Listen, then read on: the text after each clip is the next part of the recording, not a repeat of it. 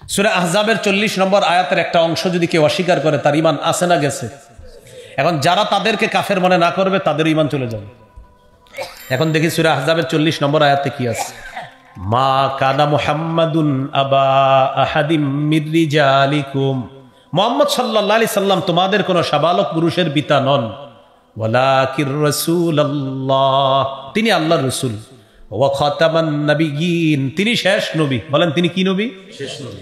এখন কেউ যদি বলে মুহাম্মদ সাল্লাল্লাহু আলাইহি সাল্লাম শেষ নবী, এটা যদি কেউ অস্বীকার করে এই অংশটা, আমাদের নবীকে, আমাদের এই দেশে এমন মানুষ আছে যারা আমাদের নবীকে নবী মানে, রাসূল মানে, কিন্তু শেষ নবী মানে না, শেষ রাসূল মানে না। ঈমান আছে না গেছে?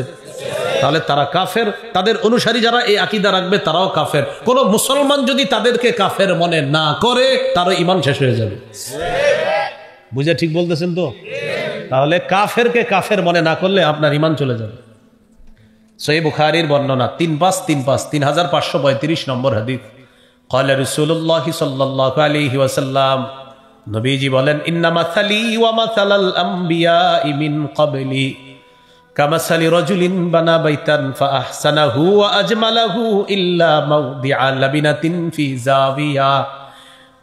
নবীজি বলেন, আমার আর আমার পূর্ববর্তী নবীদের দৃষ্টান্ত হলো এমন এক ব্যক্তির মতো, যে ব্যক্তি একটি ঘর বানিয়েছে, এটা একটা ঘর, ঘরটা সুন্দরভাবে সাজিয়েছে, ইল্লা মাউদিআ লাবিনাতিন ফি জাবিয়া, ঘরের কোন একটা ইটের জায়গা পরিমাণ ফাঁকা আছে। এখন আপনারা বলেন ঘর কি সমাপ্ত না অসমাপ্ত? ফাজআলান নাসু ইয়াতুফুনা বিহি ওয়া ইয়াজাবুনা লা, মানুষ এই ঘরটার চারপাশে ঘুরতে যায় আর ঘরটা দেখে আশ্চর্য হয়, কেন? ঘরের কোন একটা ইটের জায়গা ফাঁকা। ওয়া ইয়াকুলুনা হাল্লা উদিআত হাযিহিল লাবিনা, মানুষ বলা বলি করে এই ইটের জায়গাটা কেন ফাঁকা, এটা কেন লাগানো হলো না? নবীজি বলেন, আনাল্লাবিনা আনা খাতামুন নাবিয়্যিন লা নাবিয়্যা বাদি। শোনো তোমরা, আদম থেকে ঈসা নবী পর্যন্ত নবুয়তের ঘর আল্লাহ সাজিয়েছেন, একজন নবী আসা বাকি ছিল, সেটা আমি। ওই ঘরের কোনায় যে ইটের জায়গা ফাঁকা, আমি মুহাম্মদ সাল্লাল্লাহু আলাইহি সাল্লাম সেই ইট, আমার মাধ্যমে আল্লাহ তাআলা ইটের জায়গা তথা নবুয়তের ফাঁকা জায়গাটা পূরণ করে নবুয়ত নামক ঘরের সৌন্দর্যের সমাপ্ত আল্লাহ করে দিয়েছেন। আনা খাতামুন নাবিয়্যিন লা নাবিয়্যা বাদি, আমি শেষ নবী, আমার পরে আর কোন নবী হবে না। তাহলে রাসূল সাল্লাল্লাহু আলাইহি সাল্লাম শেষ নবী, তারপরে আর কোন নবী হবে না। এটা হলো আমাদের আকীদা। এই আকীদা যদি কারো ভিন্ন থাকে, আমি আবার বলছি, আমাদের নবী শেষ নবী, এটা যদি কারো আকীদা না থাকে, আমাদের নবী কিন্তু শেষ নবী, বাস। কেউ যদি মনে করেন আমাদের নবী নবী কিন্তু শেষ নবী না, আপনার ঈমান গেছে। আর আপনারে যে কাফের মনে না করবে তারটাও গেছে। আমার আলোচনার বিষয়বস্তু নির্ধারণ করে দেওয়া হয়েছে, ঈমান ভঙ্গের কারণসমূহ। কি কি কারণে ঈমান ভেঙে যায় এই বিষয়ে আলোচনা করার জন্য কর্তৃপক্ষের পক্ষ থেকে বলা হয়েছে। ঈমান ভঙ্গের 1 নম্বর কারণ হলো শিরক করা। শিরক করলে ঈমান ভেঙে যায়। এই ব্যাপারে কয়েকটি কথা। শিরকের ব্যাপারে 1 নম্বর কথা, শিরিক মহা জুলুম। সূরা লুকমানের 13 নম্বর আয়াতে আল্লাহ তাআলা বলেন, ওয়াইদ ক্বালা লুকমানু লিবনিহি ওয়া হুয়া ইয়াইযুহু ইয়া বুনাইয়া লা তুশরিক বিল্লাহ। ওই সময়কে স্মরণ করো যখন লোকমান তার সন্তানকে বললেন, হে প্রিয় সন্তান, তুমি আল্লাহর সাথে শিরক করো না, শিরক মহা জুলুম। শিরকের ব্যাপারে দ্বিতীয় কথা,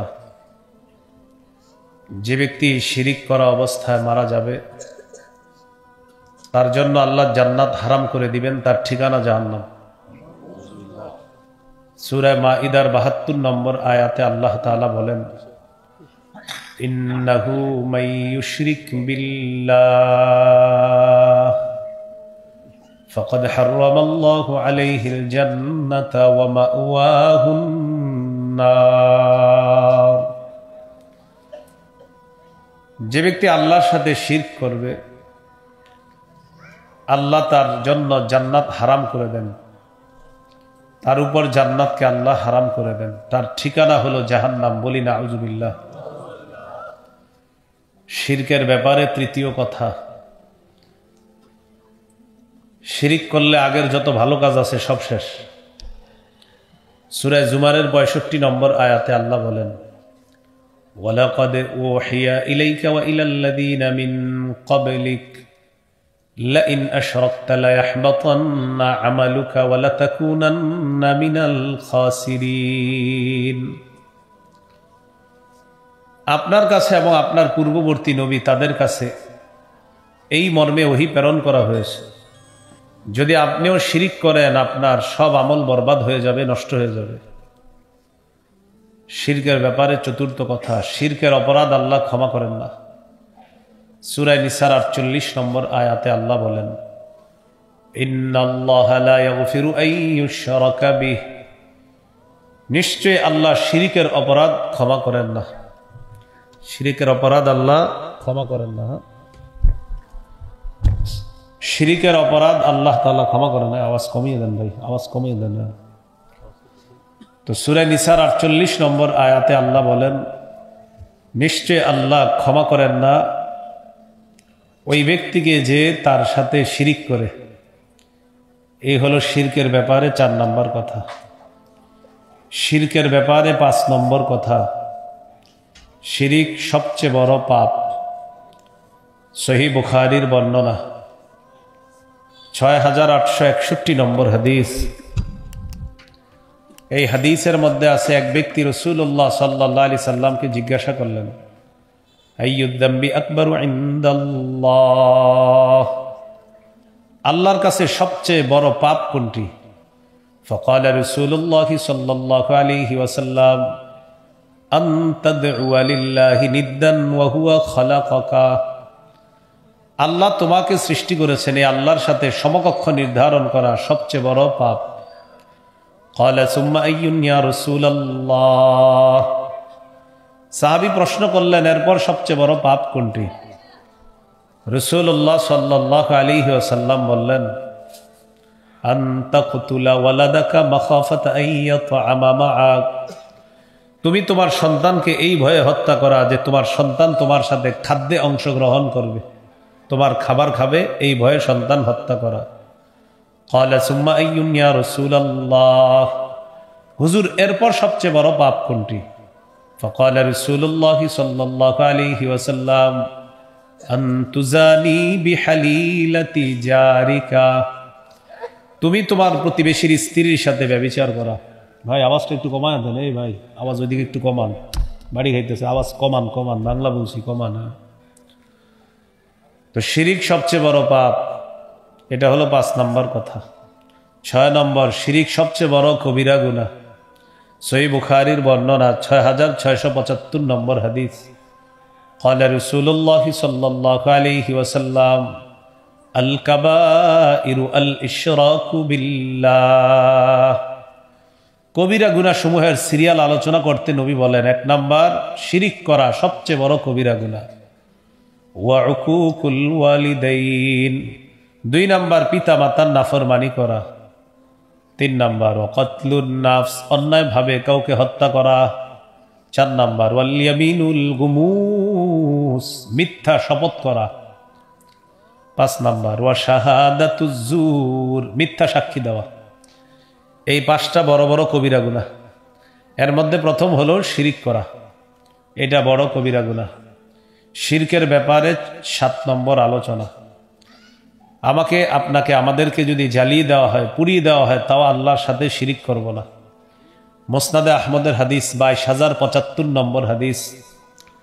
আন মুআদ ইবনে জাবাল রাদিয়াল্লাহু তাআলা আনহু قال আওসানি রাসূলুল্লাহ সাল্লাল্লাহু আলাইহি ওয়াসাল্লাম বিআশরি কালিমাত। মুআদ ইবনে জাবাল রাদিয়াল্লাহু তাআলা আনহু বলেন, আল্লাহ নবী আমাকে 10টি বিষয়ে ওসিয়ত করেছেন। কয়টি? 1 নম্বর, লা তুশরিক বিল্লাহি শাইআ ওয়া ইন কুতিলতা ওয়া হুররিকতা। মুআজ, তোমাকে যদি হত্যা করা হয়, তোমাকে যদি জ্বালিয়ে দেওয়া হয়, তুমি আল্লাহর সাথে শিরিক করবা না। তোমাকে যদি হত্যা করা হয়, তোমাকে যদি জ্বালিয়ে দেওয়া হয়, তাও আল্লাহর সাথে শিরক করবা না। এগুলো 1 নাম্বার 10টার মধ্যে।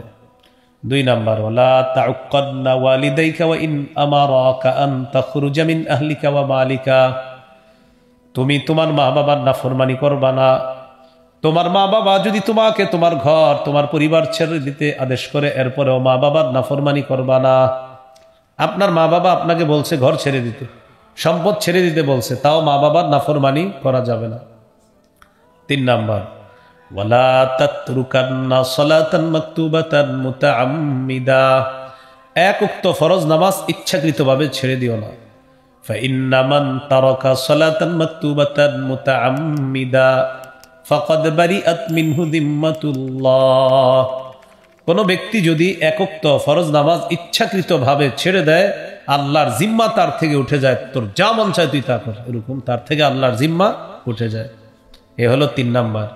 4 নাম্বার, ওয়ালা তাশরাবান্না খামরা ফাইন্নাহু রাসু কুল্লি ফাহিশা, তুমি মদ পান করবা না, মদ সমস্ত অশ্লীলতার মূল। মদ পান করবা না, মদ সমস্ত অশ্লীলতার মূল। এই গেল 4 নম্বর। 5 নাম্বার, ওয়াইয়াকা ওয়াল মাসিয়া ফাইন্না বিল মাসিয়াতি হাল্লা সাখাতুল্লাহ, নাফরমানি থেকে বাঁচো, নাফরমানির কারণে আল্লাহর গজব পতিত হয়, নাজিল হয়। 6 নাম্বার, ওয়াইয়াকা ওয়াল ফিরার মিনাজ জাহফি ওয়া ইন হালাকান নাস, জিহাদের ময়দানে সবাই যদি শহীদ হয়ে যায় তাও তুমি পলায়ন করবা না। 7 নাম্বার, ওয়াইদা আসাবান নাস মাউতুন ওয়া আনতা ফীহিম ফাথবুত, তুমি কোন এলাকায় আসো, এলাকায় যদি মহামারী লাগে, মহামারীর ভয়ে তুমি ওই এলাকা ছেড়ে পালাবা না, ওখানেই থাকবা। তুমি কোন এলাকায় আসো, সেখানে মহামারী লাগছে, মহামারীর ভয়ে ওই এলাকা ছেড়ে পালাবা না, সেখানেই তুমি থাকবা। করোনার সময় কি নিয়ম হয়েছে, করোনা কবলিত এলাকার কেউ বাহিরে যাবে না, বাহিরের কেউ সে এলাকায় প্রবেশ করবে না। তো যারা এই আইন করছে তারা ক্রেডিট নিল যে আমরা আইন করছি, সবাই তাদেরকে বাহবা দিল। আর আমাদের নবী ১৫০০ বছর আগে এটা বলে গেল, অবিকল কথা। মহামারী কবলিত এলাকা থেকে ভয়ে বাহিরে যাবা না। অন্য বর্ণনায় আসছে বাহির থেকে মহামারী কবলিত এলাকায় প্রবেশ করবা না। এই হলো 7 নাম্বার। 8 নাম্বার, পরিবারের ব্যাপারে রাসূল সাল্লাল্লাহু আলাইহি সাল্লাম কয়েকটা কথা বলছেন। তো 8 নাম্বার হলো, ওয়ালা তারফা আনহুম আসাকা আদাবা, পরিবারের উপর থেকে শাসনের লাঠি উঠাইবা না। ওয়া আনফিক আলা আহলিকা মিন তাওলিক, তুমি তোমার সাধ্য অনুযায়ী পরিবারের উপর খরচ করবা। 10 নাম্বার, ওয়া আখিফহুম ফিল্লাহি আযজা ওয়া জাল, পরিবারকে আল্লাহর ব্যাপারে ভয় দেখাবা।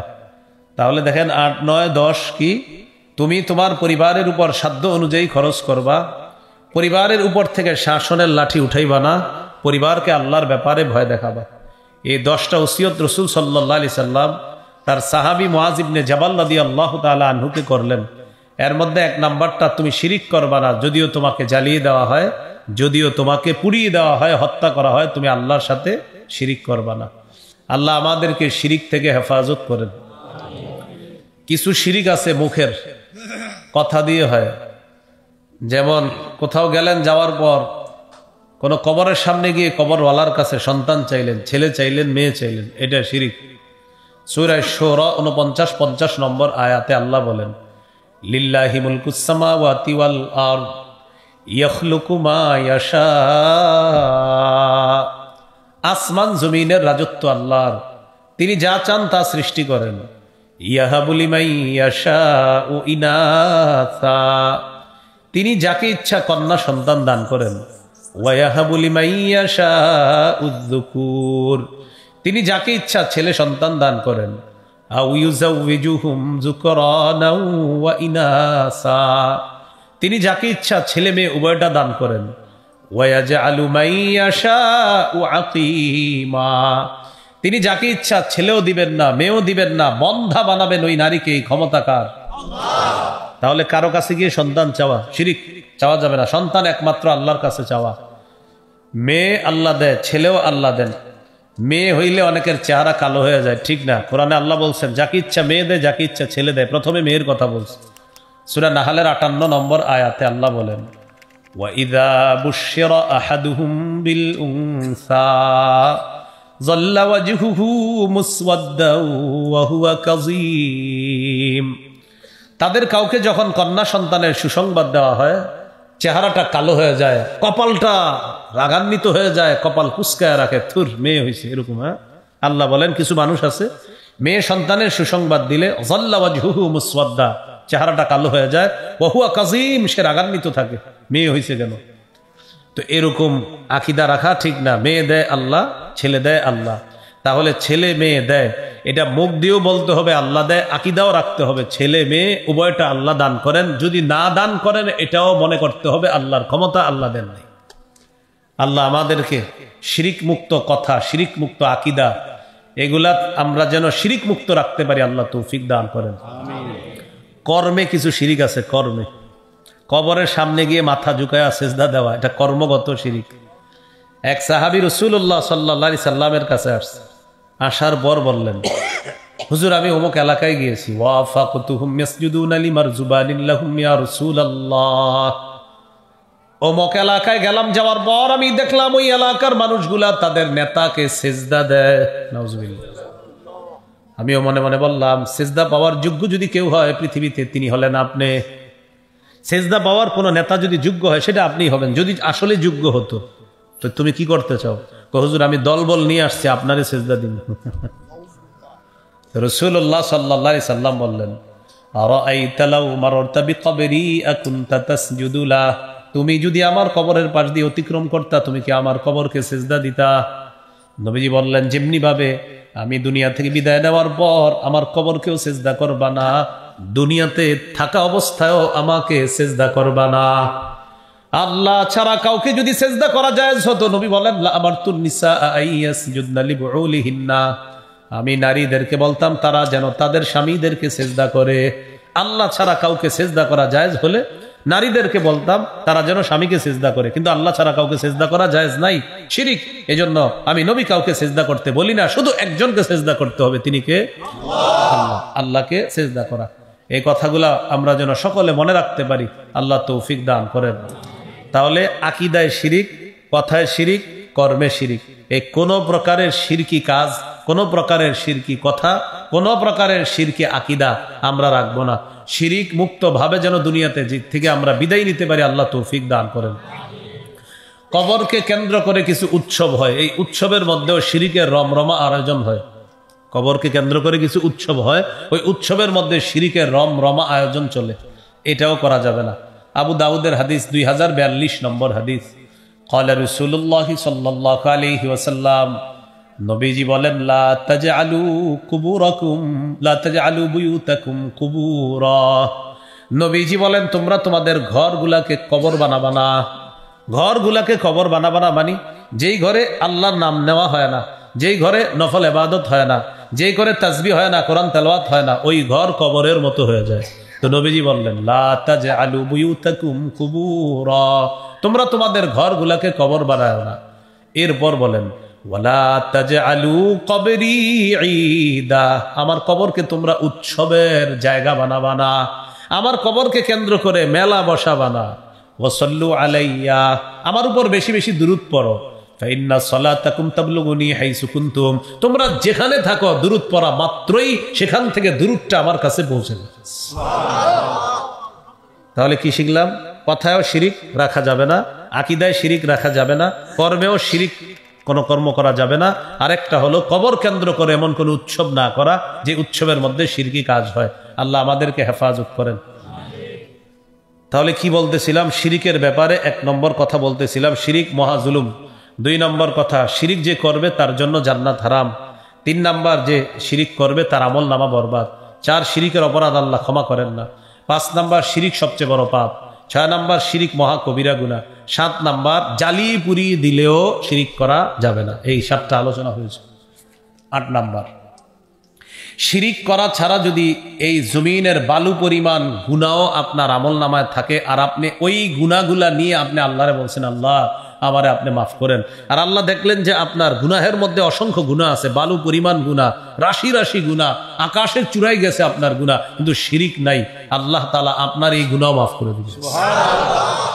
তিরমিজির 3540 নম্বর হাদিস। এই হাদিসকে বলা হয় হাদিসে কুদসি। আল্লাহ বলেন, ইয়া ইবনা আদম লাউ আতাইতানি বিকুরাবিল আরদি খাতায়া লাকিতানি লা তুশরিকু বি শাইআ গফারতু লাকা আলা মা কানা ফিকা ওয়ালা উবালি। আল্লাহ তাআলা বলেন, হে আদম সন্তান, তোমার গুনাহ যদি আকাশের চূড়ায় গিয়ে পৌঁছে যায়, দুনিয়ার বালু পরিমাণ গুনাহ নিয়ে যদি আমার কাছে উপস্থিত হয়ে যাও, আর যদি কায় মানবাক্যে সুম্মাস্তাগফারতানি আমার কাছে ক্ষমা চাও, আমি দেখব তোমার গুনাহের মধ্যে শিরিক আছে কিনা। যদি শিরিক না থাকে, আমি আল্লাহ তোমার রাশি রাশি গুনাহ মাফ করতে কারো পরোয়া করি না। এই পরিমাণ গুনাহ আমি আল্লাহ মাফ করে দেব। আজকে কি বার?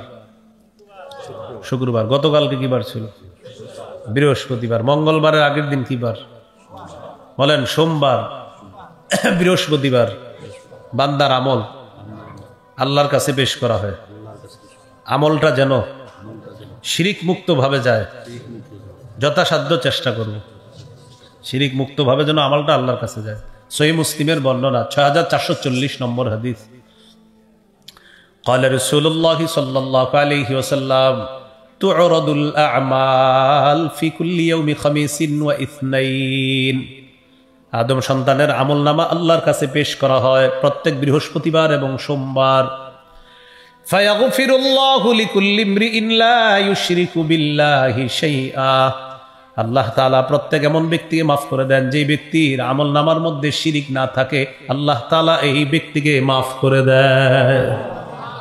শিরিক যার নাই তাকে ছাড়া সবাইকে মাফ করে, বাকি শিরিক যার আছে তাকে মাফ করে না, আরেকজনে মাফ করে না। ওয়া ইল্লাম রাআন কানাত বাইনাহু ওয়া বাইনা আখিহি শাহনা। ভাই ভাইয়ে যদি দ্বন্দ্ব থাকে তাকেও আল্লাহ মাফ করে না, যতক্ষণ ওই ভাই ভাইয়ের থেকে ক্ষমা না চাইবে ওই ভাইরেও মাফ করে না। ভাই ভাইয়ে বিদ্বেষ আছে তাকেও আল্লাহ মাফ করে না, মুশরিককে মাফ করে না, আর ভাই ভাইয়ে বিদ্বেষ তাকেও আল্লাহ মাফ করে না।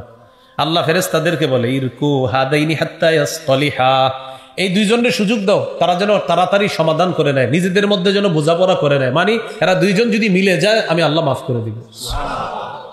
তাহলে মুশরিককে মাফ করে না, আরেকটা হলো ওই যে ভাইয়ে ভাইয়ে বিদ্বেষ। তো ফেরেশতাদেরকে আল্লাহ বলে ইরকু হাজাইন, সুযোগ দাও, সুযোগ দাও, এদেরকে সুযোগ দাও।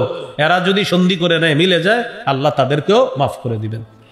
তাহলে 9 নাম্বার কি শিখলাম? শিরিক মুক্ত আমল আল্লাহর কাছে গেলে আল্লাহ এটা মাফ করে দেয়।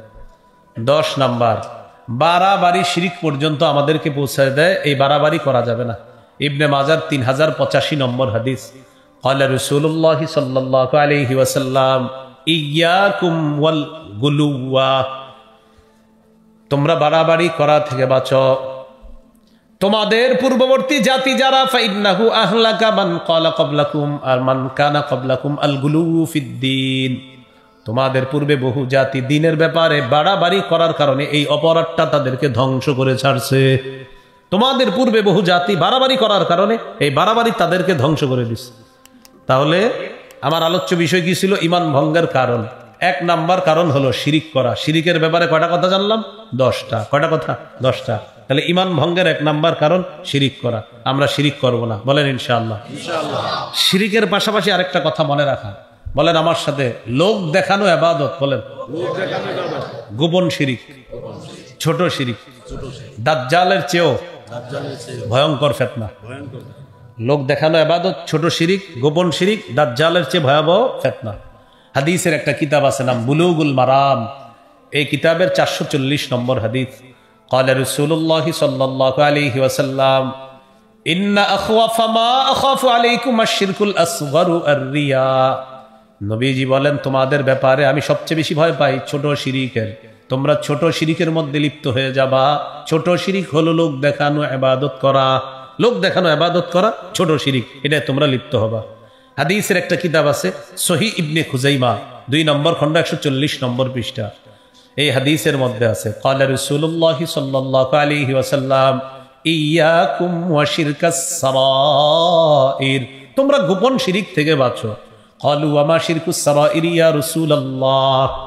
সাহাবীগণ প্রশ্ন করলেন, হুজুর গোপন শিরিক কাকে বলে? নবীজি বললেন, ইয়াকুমুর রাজুলু ফায়ুসাল্লি ফায়ুযায়িনু সালাতা জাহিদান লিমা ইয়ারা মিন নাজরিন নাস ইলাইহি। দেখেন গোপন শিরিক কাকে বলে। নবীজি বলেন, কোন ব্যক্তি নামাজে দাঁড়ায়, দাঁড়ানোর পর নামাজটা সুন্দর করে, রুকু সুন্দর করে, সিজদা সুন্দর করে, তার নিয়ত হলো মানুষ যেন তার নামাজ দেখে বলে বাবা কত সুন্দর নামাজ। নবীজি বলেন, কোন ব্যক্তি নামাজ সুন্দর করে এই নিয়তে মানুষের দৃষ্টি আকর্ষণ করে, মানুষ যেন বলে তার নামাজটা কত সুন্দর। নবীজি বলেন যাকা শিরকুস সারাইর, এটা গোপন শিরিক। সাহাবী প্রশ্ন করলেন, ইয়া রাসূলুল্লাহ, কেউ যদি আল্লাহকে দেখানোর জন্য ইবাদত করে, আল্লাহকে খুশি করার জন্য রুকু সিজদা সুন্দর করে, এরপরেও যদি মানুষ তার প্রশংসা করে, আপনি আল্লাহকে খুশি করার জন্য নামাজ পড়তেছেন, কিন্তু একজনে আপনার প্রশংসা করছে, মাশাআল্লাহ ওনার রুকু সুন্দর, সিজদা সুন্দর, তখন কি হবে?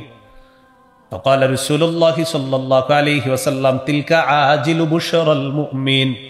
কোন মুমিন বান্দা যদি আল্লাহকে খুশি করার জন্য ইবাদত করে, তার ইবাদতের প্রশংসা যদি কোনো বান্দা করে, নবীজি বলেন এটা ওই মুমিনের জন্য আল্লাহর পক্ষ থেকে দুনিয়াতে নগদ সুসংবাদ হয়ে যায়।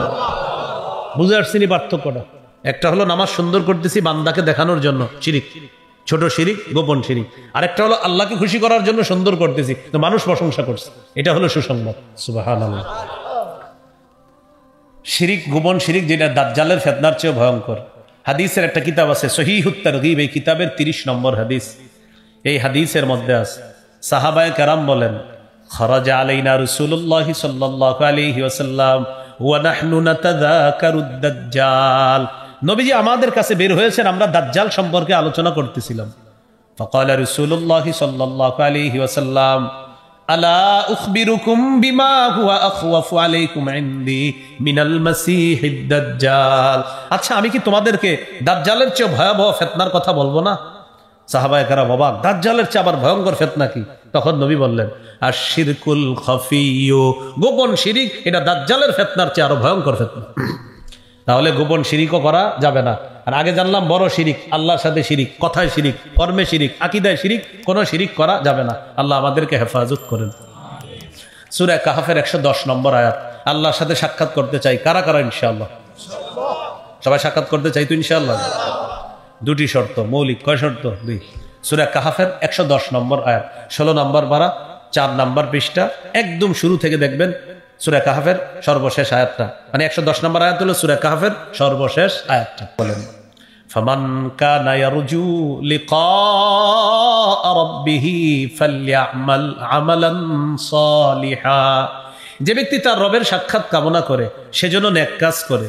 ওয়ালা ইউশরিক বিইবাদাতি রাব্বিহি আহাদা, তার রবের ইবাদতে যেন কাউকে শরীক না করে। দেখেন কি, নেক কাজ করা আর রবের ইবাদতে যেন কাউকে শরীক না করে। আল্লাহ আমাদের সকলকে বেশি বেশি নেকির কাজ আর শিরিক মুক্ত ইবাদত করার তৌফিক দান করেন।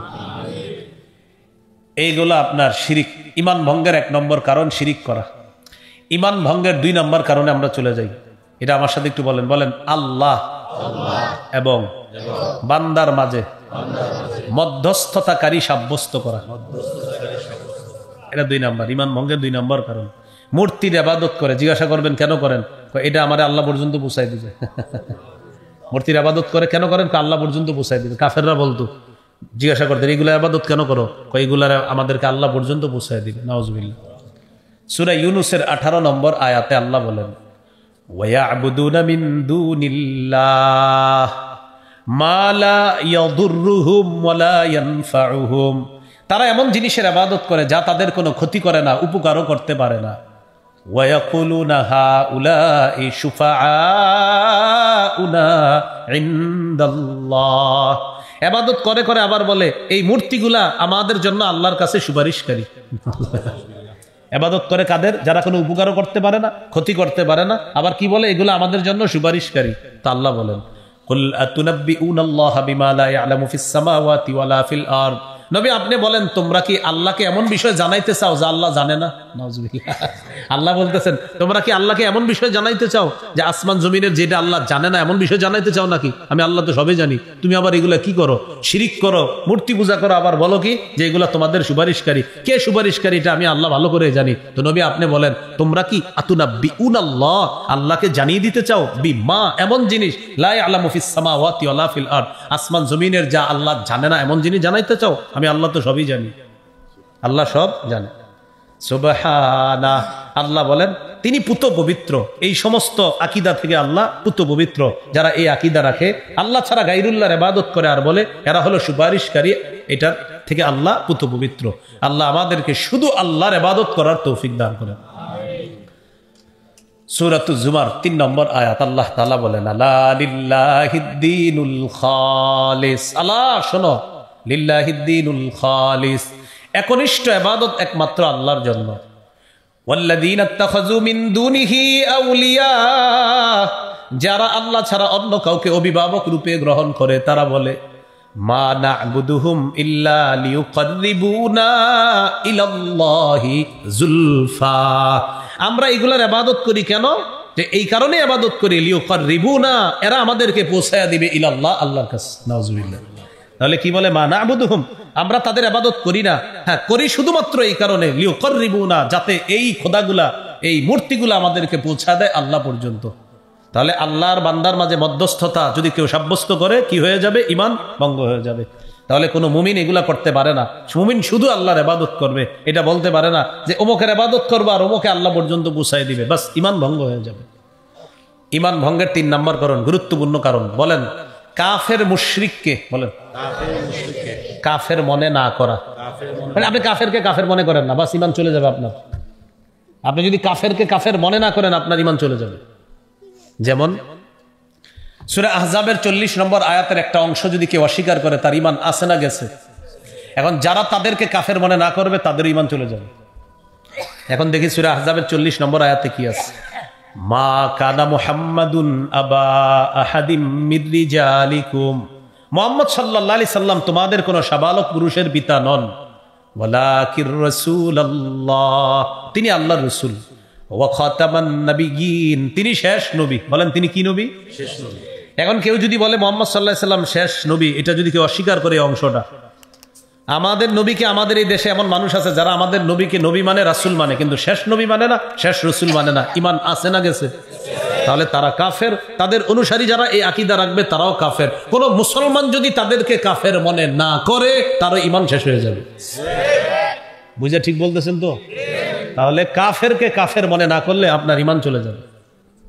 সহিহ বুখারীর বর্ণনা 3535 নম্বর হাদিস, قال رسول الله صلى الله عليه وسلم, নবীজি বলেন ইন্না মাসালি ওয়া মাসালাল আমবিয়াই মিন ক্বাবলি কামাসালি রাজুলিন বানা বাইতান ফাআহসানাহু ওয়া আজমালাহু ইল্লা মাওদিআ লাবিনাতিন ফি জাবিয়া।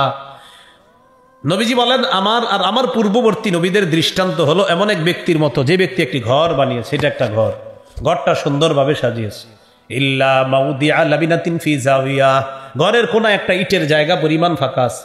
এখন আপনারা বলেন ঘর কি সমাপ্ত না অসমাপ্ত? ফাজাআলান নাসু ইয়াতুফুনা বিহি ওয়া ইয়াজাবুনা লা, মানুষ এই ঘরটার চারপাশে ঘুরতে যায় আর ঘরটা দেখে আশ্চর্য হয়, কেন? ঘরের কোন একটা ইটের জায়গা ফাঁকা। ওয়া ইয়াকুলুনা হাল্লা উদিআত হাযিহিল লাবিনা, মানুষ বলা বলি করে এই ইটের জায়গাটা কেন ফাঁকা, এটা কেন লাগানো হলো না? নবীজি বলেন আনাল্লাবিনা আনা খাতামুন নাবিয়্যিন লা নাবিয়্যা বাদি, শোনো তোমরা, আদম থেকে ঈসা নবী পর্যন্ত নবুয়তের ঘর আল্লাহ সাজিয়েছেন, একজন নবী আসা বাকি ছিল, সেটা আমি। ওই ঘরের কোনায় যে ইটের জায়গা ফাঁকা, আমি মুহাম্মদ সাল্লাল্লাহু আলাইহি সাল্লাম সেই ইট, আমার মাধ্যমে আল্লাহ তাআলা ইটের জায়গা তথা নবুয়তের ফাঁকা জায়গাটা পূরণ করে নবুয়ত নামক ঘরের সৌন্দর্যের সমাপ্ত আল্লাহ করে দিয়েছেন। আনা খাতামুন নাবিয়্যিন লা নাবিয়্যা বাদি, আমি শেষ নবী, আমার পরে আর কোনো নবী হবে না। তাহলে রাসূল সাল্লাল্লাহু আলাইহি সাল্লাম শেষ নবী, তারপরে আর কোনো নবী হবে না। এটা হলো আমাদের আকীদা। এই আকীদা যদি কারো ভিন্ন থাকে, আমি আবার বলছি, আমাদের নবী শেষ নবী, এটা যদি কারো আকীদা না থাকে, আমাদের নবী কিন্তু শেষ নবী, বাস। কেউ যদি মনে করেন আমাদের নবী নবী কিন্তু শেষ নবী না, আপনার ঈমান গেছে। আর আপনারা যে কাফের মনে না করবে তারটাও গেছে।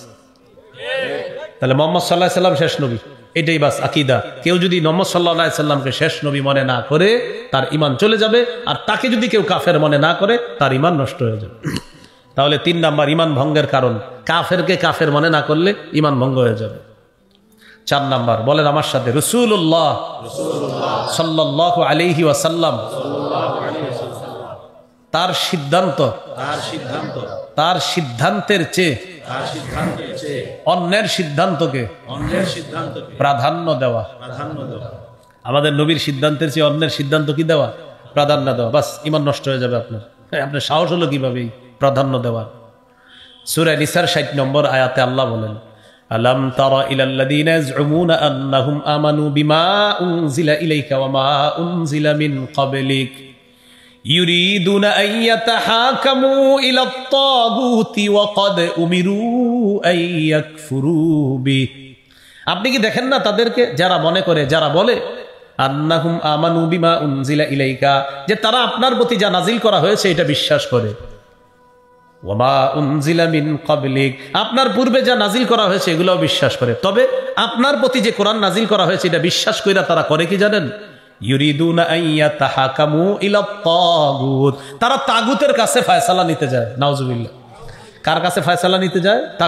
তাগুতের কাছে তারা সিদ্ধান্ত নেওয়ার জন্য যায়। ওয়াকাদ উমিরু আইয়াকফুরু বি, আল্লাহ বলেন অথচ তাদেরকে আদেশ করা হয়েছে তাগুতকে অস্বীকার করার জন্য। তাগুত অস্বীকার করার জন্য তাদেরকে আদেশ করা হয়েছে, কিন্তু তারা বলে আপনাকে বিশ্বাস করে, কিন্তু আপনারে ওভারটেক করে তারা যায় কোথায়? তাগুতের কাছে বিচারের জন্য যায়। তার মানে আপনার সিদ্ধান্তের চেয়ে অন্যের সিদ্ধান্ত তার কাছে ভালো লাগে। নবীর সিদ্ধান্তের চেয়ে অন্যের সিদ্ধান্ত প্রাধান্য দেওয়া ঈমান নষ্ট হয়ে যাবে। 5 নাম্বার বলেন, নবীজির সিদ্ধান্তকে মেনে না নিলে ঈমান নষ্ট হয়ে যাবে। 4 নাম্বারটা হলো নবীজির সিদ্ধান্তের চেয়ে অন্যের সিদ্ধান্ত প্রাধান্য দেওয়া। 5 নাম্বারটা হলো আমাদের নবীর সিদ্ধান্ত কেউ যদি মেনে না নিতে পারে ঈমান ভঙ্গ হয়ে যাবে। সূরা নিসার 65 নম্বর আয়াতে আল্লাহ বলেন, ফালা ওয়া রাব্বিকা লা ইউমিনুনা হাত্তা ইউহাক্কিমুকা ফীমা শাজারা বাইনাহুম। ফালা ওয়া রাব্বিকা, আপনার রবের শপথ, লা ইউমিনুনা, তারা ঈমানদার হতে পারবে না, হাত্তা ইউহাক্কিমুকা, যতক্ষণ আপনাকে বিচারক না মানবে, ফীমা শাজারা বাইনাহুম, তাদের মাঝে যে ঝগড়া বিবাদ হয় এই ঝগড়া বিবাদের ক্ষেত্রে আপনাকে বিচারক না মানা পর্যন্ত তারা ঈমানদার হবে না। সুম্মা লা ইয়াজিদু ফি আনফুসিহিম হারাজাম মিম্মা কাদাইতা, অতঃপর আপনি যে ফয়সালা করবেন এই ফয়সালায় তাদের অন্তরের মধ্যে কোনো সন্দেহ, কোনো সমস্যা যেন সৃষ্টি না হয়। সন্দেহ থাকা যাবে না, আপনারটাই মেনে নিতে হবে। যদি কেউ আমাদের নবীর সিদ্ধান্ত মনোপুতভাবে মেনে না নেয় তার ঈমান নষ্ট হয়ে যাবে। আল্লাহ বলছে ফালা ওয়া রাব্বিক, আপনার রবের শপথ, তারা ঈমান তারা কখনো মুমিন হবে না আপনার সিদ্ধান্ত মনোপুতভাবে মেনে না নেওয়া পর্যন্ত তারা মুমিন হবে না। তাহলে 4 নাম্বারটা হলো নবীর সিদ্ধান্তের চেয়ে অন্যের সিদ্ধান্ত প্রাধান্য দেওয়া, নবীকে অতিক্রম করে অন্যের কাছে ফয়সালার জন্য যাওয়া। আর 5 নাম্বারটা আমাদের নবীজির সিদ্ধান্তকে মনোপুতভাবে মেনে না নেওয়া ঈমান ভঙ্গের কারণ। 6 নাম্বার বলেন, আল্লাহকে নিয়ে, আল্লাহর আয়াত নিয়ে, রসুলকে নিয়ে ঠাট্টা করা ঈমান ভঙ্গ হয়ে যাবে। হ্যাঁ, আমাদের নবীকে নিয়ে কেউ ঠাট্টা করলে ঈমান ভঙ্গ হয়ে যাবে, আল্লাহকে নিয়ে ঠাট্টা করলে ঈমান ভঙ্গ হয়ে যাবে, কোরআনের আয়াত নিয়ে ঠাট্টা করলে ঈমান ভঙ্গ হয়ে যাবে। সূরা তাওবা 65-66 নম্বর আয়াতে আল্লাহ বলেন, ওয়ালা ইন সাআলতাহুম লা ইয়াকুলুন্না ইন্নামা কুন্না নাখুদু ওয়া নালআব, আপনি যদি তাদেরকে জিজ্ঞাসা করেন তারা বলবে ইন্নামা কুন্না নাখুদু ওয়া নালআব, আমরা একটু খেল তামাশা করতেছি, একটু মজা করতেছি, এরকম বলবে। আল্লাহ তাআলা বলেন, কুল আবিল্লাহি ওয়া আয়াতিহি ওয়া রাসূলিহি কুনতুম তাস্তাহজিউন, আল্লাহকে নিয়ে, আল্লাহর আয়াত নিয়ে, রাসূলকে নিয়ে তোমরা ঠাট্টা করো। আপনি বলেন আল্লাহকে নিয়ে ঠাট্টা করো, রাসূলকে নিয়ে ঠাট্টা করো, কোরআনের আয়াত নিয়ে ঠাট্টা করো। লা তা'তাযিরু, কোনো উযর পেশ করবা না। কদ কাফারতুম বাদা ঈমানিকুম, ঈমান আনার পর তোমরা কুফরি করেছো, কাফের হয়ে গেছো। মানে আল্লাহর আয়াত নিয়ে ঠাট্টা করে কোনো মুমিন যদি করে সে তার ঈমান নষ্ট হয়ে যাবে। কোরআনের আয়াত নিয়ে কোনো মুমিন ঠাট্টা করলে তার ঈমান নষ্ট হয়ে যাবে। আল্লাহকে নিয়ে কেউ ঠাট্টা করলে তার ঈমান নষ্ট হয়ে যাবে। আমাদের নবীকে নিয়ে কেউ ঠাট্টা করলে তার ঈমান নষ্ট হয়ে যাবে। আর এই নষ্ট ঈমানদারকে কেউ যদি সমর্থন করে তাদের ঈমানও নষ্ট হয়ে যাবে। সমর্থন করা যাবে না, নজির কাজ করছে। আমাদের নবীকে নিয়ে, আল্লাহকে নিয়ে কি উল্টা পাল্টা কটূক্তি করলো একটা লোক, হ্যাঁ আপনার কি রাখাল নাকি জানি, রাখাল আমাদের নবীকে নিয়ে উল্টা পাল্টা কথা বললো, আল্লাহকে নিয়ে উল্টা পাল্টা কথা বললো। নাস্তিকদের সবচেয়ে মনের জ্বালা কি জানেন? নাস্তিকদের মনে একটা জ্বালা আছে, সেটা হলো যে বলে না কিন্তু মনে মনে পোষণ করে। সেটা হলো এই, এদেরকে একটা বিষয় পীড়া দেয় যে নাস্তিকরা তোমরা দুনিয়াতে আলোচনায় থাকার জন্য সবকিছু বাদ দিয়া আল্লাহকে, রসুলকে আর ইসলামকে টার্গেট করো। এটা তোমাদের জীবনে একটা বড় শোচনীয় পরাজয় যে আল্লাহকে টার্গেট করেই তোমরা আলোচনায় থাকতে হয়, রসুলকে টার্গেট করে আলোচনায় থাকতে হয়, কোরআনকে টার্গেট করে আলোচনায় থাকতে হয়। বুঝা গেল আল্লাহকে টার্গেট করে আলোচনায় থাকতেছো, রসুলকে টার্গেট করে আলোচনায় থাকতেছো। তো এবার বুঝো মুহাম্মদ সাল্লাল্লাহু আলাইহি সাল্লাম কতটা পাওয়ারফুল নবী যে এই নবীকে তুমি আলোচনা করেই তুমি আলোচনায় থাকতে চাও। এগুলা নাস্তিকদের কিন্তু জ্বালা দেয়। ওরা কিন্তু আলোচনায় থাকে কি নিয়ে? আল্লাহকে নিয়ে উল্টাপাল্টা কথা বলে, তখন ওরা আলোচনায় থাকে। রসুলকে নিয়ে বলে, আলোচনায় থাকে। ওদের টার্গেটে এটা যে আমরা একটু আলোচনায় থাকতে চাই। তাহলে অন্য কোনো ধর্ম নিয়ে ওরা কিছু বলে? খালি এটা নিয়ে বলে কেন? উদ্দেশ্য আলোচনায় থাকা। এটা কিন্তু ওদেরকে কষ্ট দেয়। মাঝে মাঝে বলে ফেলবেন যদি চিনেন যে ভাই তোমাদের একটা বিষয় কিন্তু কষ্টের আছে, যদিও স্বীকার করো না। সেটা হলো যখনই তোমরা চাও একটু আলোচনায় থাকতে, তখনই মোহাম্মদ সাল্লাল্লাহু আলাইহি সাল্লামকে টার্গেট করো। এখান থেকে বোঝা যায় যে মোহাম্মদ সাল্লাল্লাহু আলাইহি সাল্লাম কতটা পাওয়ারফুল ব্যক্তি ছিলেন যে তাকে টার্গেট করে তোমরা আলোচনায় থাকতে হয়। আমাদের নবীকে টার্গেট করেই তোমরা কোথায় থাকতে হয়? লজ্জা শরম নাই তো? এটা কিন্তু ওদেরকে মনে মনে কুরে কুরে খায় যে আসলেই তো ঠিকই, যে নাস্তিকগিরি করি ঠিকই, কিন্তু আলোচনায় থাকি না। এই জন্য আলোচনায় থাকতে হলে মোহাম্মদ সাল্লাল্লাহু আলাইহি সাল্লামকে টার্গেট বানাইতে হয়। ওরা এটা ওদেরকে কুরে কুরে খায়, ওদের অনেক কষ্ট হয়, এটা ওদের জ্বালা দেয়, কিন্তু যদিও মুখ দিয়ে বলে না। এই জন্য কখনো যদি এগুলারে কখনো চিনেন, দুই একটারে বলে দিবেন তুমি কিন্তু স্বীকার না করলেও মনে মনে একটা বিষয় তোমার কষ্ট আছে, সেটা হলো এই, আল্লাহ ছাড়া নবী ছাড়া তোমরাও আলোচনায় থাকতে পারো না। তাই আল্লাহর ব্যাপারে উল্টাপাল্টা কথা বলো, নবীর ব্যাপারে আলোচনা উল্টাপাল্টা কথা বলো। উদ্দেশ্য তোমরা আলোচনায় থাকা, অন্য কাউরে নিয়ে তোমরা কথা বলো না। নিশ্চিত কাউকে না কাউকে খুশি করার জন্য তোমরা এই কাজ করো। তাহলে দেখবেন এরা ঠাট্টা করে আল্লাহকে নিয়ে, রসুলকে নিয়ে, আয়াত নিয়ে ঠাট্টা করে। উদ্দেশ্য আলোচনায় থাকবে। অন্য আপনারা শুনছেন কোন হিন্দু ধর্ম নিয়ে কিছু বলতে?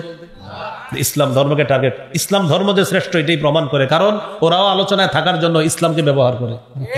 ওরা আলোচনায় থাকার জন্য আল্লাহর নামটা ব্যবহার করে। নাস্তিকরা আলোচনায় থাকার জন্য আমার নবীর নাম ব্যবহার করে। এতেই বোঝা যায় যে আল্লাহ তিনি একমাত্র প্রভু, ইসলাম শ্রেষ্ঠ ধর্ম, মুহাম্মদ সাল্লাল্লাহু আলাইহি সাল্লাম শ্রেষ্ঠ নবী, শ্রেষ্ঠ মাখলুক। এটা কি প্রমাণ করে? যে নাস্তিকরা আলোচনায় থাকলেও আমাদের নবীকে নিয়ে আলোচনায় থাকতে হয়, এছাড়া ওদেরকে কেউ গনেও না। এই আলোচনাটা কানে গেলে ওদের কিন্তু মনে মনে লাগবে যে আসলে তো ঠিকই, কিন্তু স্বীকার করবে না। না লজ্জা শরম যদি না থাকে, ওদেরকে বলেন তোরা তো এইগুলা ছাড়া কোনো আলোচনায় আসিস না কখনো। আল্লাহ আমাদের সকলকে বুঝার তৌফিক দান করেন।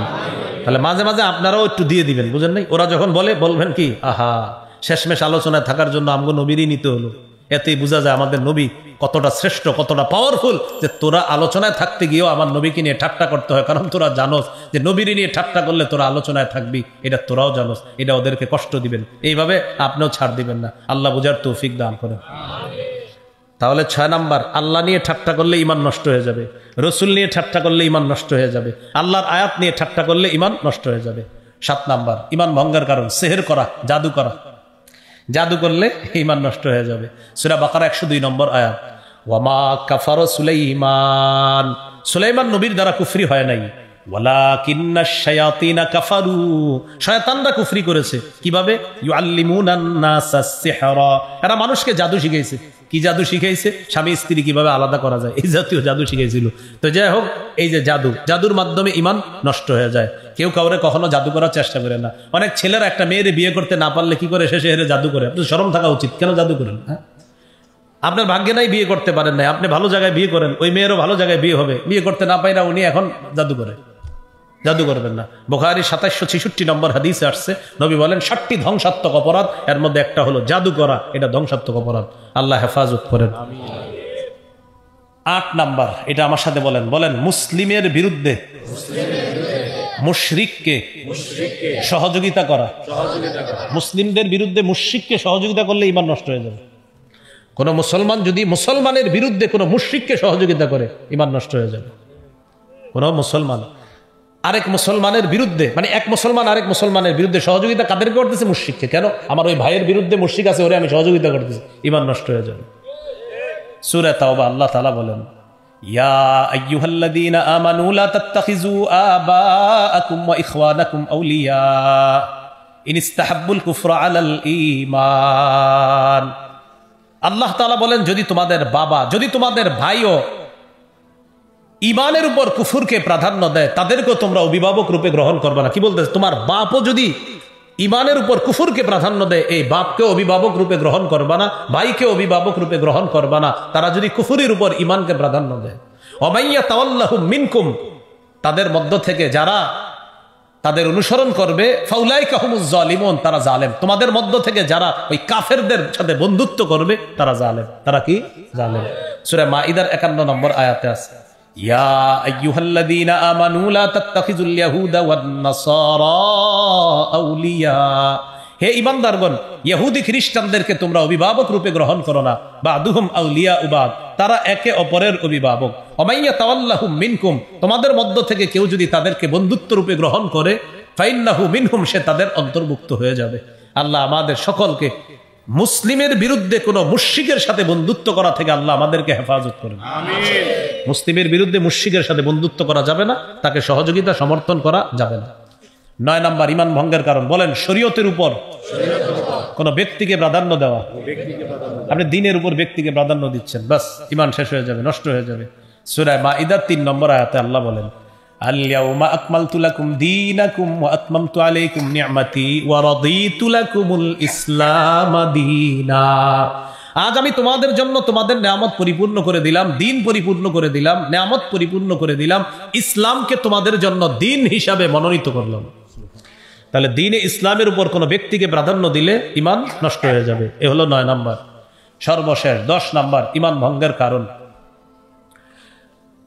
সূরা আলিফ লাম মিম আস-সাজদা, এই সূরার 22 নম্বর আয়াতে আছে যে ঈমান ভঙ্গের 10 নম্বর কারণ হলো কোরআনের আয়াতকে এড়িয়ে চলা, দ্বীনকে এড়িয়ে চলা। মানে দ্বীন কোরআনে একটা, মনে করেন তো বলতেছে ভাই আল্লাহ কোরআনে বলছে তোমরা সুদ খাইবা না, কই বলছে?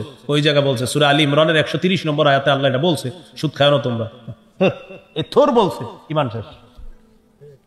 কথাটা কার? আল্লাহ বলছে, এরা চলছে, মানে আপনার আল্লাহর বিধানকে এড়িয়ে গেছে, বাস ঈমান নষ্ট হয়ে যাবে। বিধানটা আল্লাহর, আপনি সুদ খাইতেছেন, আমরা দোয়া করি ছেড়ে দেন, কিন্তু আপনি ওই বিধানকে এইভাবে কেন অ্যাভয়েড করলেন? থুর বললেন, মানে কোরআনের আয়াতকে আপনি থুর বললেন, সাবধান। তাহলে ঈমান ভঙ্গের 10 নম্বর কারণ আল্লাহর কোরআনের কোন বিধান বা ইসলামী শরীয়তের কোন বিধানকে এড়িয়ে চলা, উপেক্ষা করা আর ভাব ধরা, থুর, এগুলা কিছু না, ঈমান নষ্ট হয়ে যাবে। সূরা আলিফ লাম মিম আস-সাজদার 22 নম্বর আয়াতে আল্লাহ বলেন, ওয়ামান আযলামু মিম্মান যুক্কিরা বিআয়াতি রাব্বিহি সুম্মা আ'রাদা আনহা। ওই ব্যক্তির চেয়ে বড় জালেম আর কে, যে ব্যক্তির সামনে কোরআনের আয়াত উল্লেখ করা হলে সুম্মা আ'রাদা আনহা, সেইটা থেকে মুখ ফিরিয়ে নেয়। কোরআনের আয়াত উল্লেখ করা হলে সেইখান থেকে মুখ ফিরিয়ে নেয়। আল্লাহ বলেন এরা হলো অপরাধী। ইন্না মিনাল মুজরিমিনা মুনতাকিমুন, আমি এই অপরাধীদেরকে কঠিন শাস্তির মুখোমুখি করব, অচিরেই তারা বুঝতে পারবে। এই হলো ঈমান ভঙ্গের 10টি কারণ। আমরা যদি পারি একটু স্মরণে রাখবো।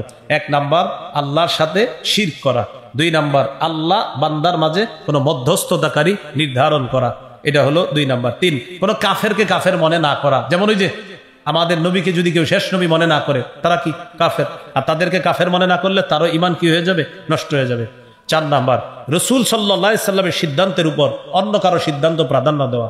5 নাম্বার নবীর সিদ্ধান্তকে মন থেকে মেনে না নিতে পারা। 6 নাম্বার আল্লাহকে নিয়ে, রসুলকে নিয়ে, আপনার ঈমানকে নিয়ে, এগুলাকে নিয়ে ঠাট্টা করা, আল্লাহকে নিয়ে ঠাট্টা করা, রসুলকে নিয়ে ঠাট্টা করা, কোরআনের কোন আয়াত নিয়ে ঠাট্টা করা, যেগুলা নাস্তিকরা করে থাকে আলোচনায় থাকার জন্য। 7 নাম্বার সেহের করা, জাদু করা, ঈমান ভঙ্গের কারণ। 7 নাম্বার। 8 নাম্বার ঈমান ভঙ্গের কারণ মুসলিমের বিরুদ্ধে কোন মুশরিককে সহযোগিতা করা, মুসলিমের বিরুদ্ধে কোন মুশরিককে সহযোগিতা করা। 9 নাম্বার দ্বীনে ইসলামের উপর কোন ব্যক্তিকে প্রাধান্য দেওয়া। 10 নাম্বার কোরআন সুন্নাহর কোন বিধানের প্রতি অনীহা প্রদর্শন করা, মুখ ফিরিয়ে নেওয়া, এটাকে পাত্তা না দেওয়া।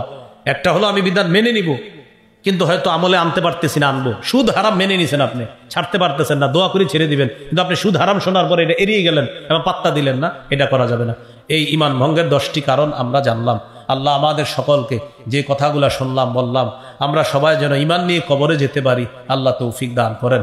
সুবহানাল্লাহি ওয়া বিহামদি, সুবহানাকাল্লাহুম্মা ওয়া বিহামদিকা, আশহাদু আল্লা ইলাহা ইল্লা আনতা আস্তাগফিরুকা ওয়া আতুবু ইলাইক। আমার একটা সংকলন আছে মিম্বরের আমানত, 5 নম্বর খণ্ডটা লা ইলাহা ইল্লাল্লাহর ব্যাখ্যায় ঈমান নিয়ে লম্বা আলোচনা, আর মুহাম্মদুর রাসূলুল্লাহ এই অংশেরও লম্বা আলোচনা আছে। যদি পারেন সংগ্রহ করে নিয়েন, এখানে ওদের কাছে গাড়িতেও আছে, 1 থেকে 8 খণ্ড আছে। আমি গাড়িতে যাইতে যাইতে যদি কেউ পারেন 1 মিনিটের মধ্যে সংগ্রহ করতে, সংগ্রহ করে নিতে পারেন। সুযোগ নেই, সময় নেই। আলহামদুলিল্লাহি রাব্বিল আলামিন ওয়াল আকিবাতু লিল মুত্তাকিন ওয়াস সালাতু ওয়াস সালামু আলা সাইয়্যিদিল আমবিয়া ওয়াল মুরসালিন ওয়া আলা আলিহি ওয়া আসহাবিহি আজমাইন। রব্বানা যালামনা আনফুসানা ওয়া ইল্লাম তাগফির লানা ওয়া তারহামনা লানাকুনান্না মিনাল খাসিরিন। রব্বিরহামহুমা কামা রাব্বায়ানি সগীরা, রব্বিরহামহুমা কামা রাব্বায়ানি সগীরা।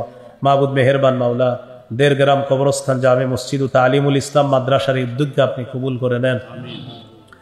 আল্লাহ আশেপাশে কবরস্থান আছে মাওলা, যারা শুয়ে আছে নারী পুরুষ ছোট বড় সকলের কবরগুলা জান্নাতের বাগান বানায়া দেন।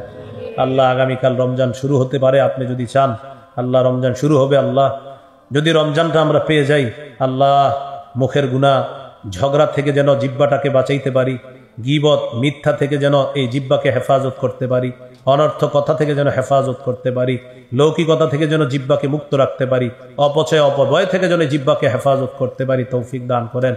ঈমান ইসলামের উপর অটল থাকার তৌফিক দান করেন, হেদায়েতের উপর অটল থাকার তৌফিক দান করেন, কুফর শিরিক থেকে বাঁচার তৌফিক দান করেন। আল্লাহ এই মাহফিলকে আপনি কবুল করে নেন। আল্লাহ ঈমান ভঙ্গের যে কারণগুলো জানলাম, মাওলা কখনো যেন আমাদের মধ্যে ভুলেও এই কারণগুলো না আসে। আল্লাহ আমরা যেন ঈমানের উপর অটল মজবুত সাথে অটল থাকতে পারি তৌফিক দান করেন। কুফর শিরিক থেকে হেফাজত করেন, জানমালের অ্যাক্সিডেন্ট থেকে আমাদেরকে হেফাজত করেন। যারা সফরে আছে তাদের সফর নিরাপদ করে দেন। আল্লাহ উলামায়ে কেরাম যারা সফরে আছে তাদের সফর নিরাপদ নির্বিঘ্ন করে দেন। আল্লাহ আমাদের দোয়া আপনি কবুল করেন। রব্বানা তাকাব্বাল মিন্না ইন্নাকা আনতাস সামিউল আলিম ওয়া তুব আলাইনা ইন্নাকা আনতাত তাওয়াবুর রহিম। ওয়া সাল্লাল্লাহু তাআলা আলা খায়রি খালকিহি সাইয়্যিদিনা মুহাম্মদ ওয়া আলা আলিহি ওয়া আসহাবিহি আজমাইন। সুবহানা রাব্বিকা রাব্বিল ইজ্জাতি আম্মা ইয়াসিফুন ওয়া সালামুন আলাল মুরসালিন ওয়াল হামদুলিল্লাহি রাব্বিল আলামিন। আসসালামু আলাইকুম।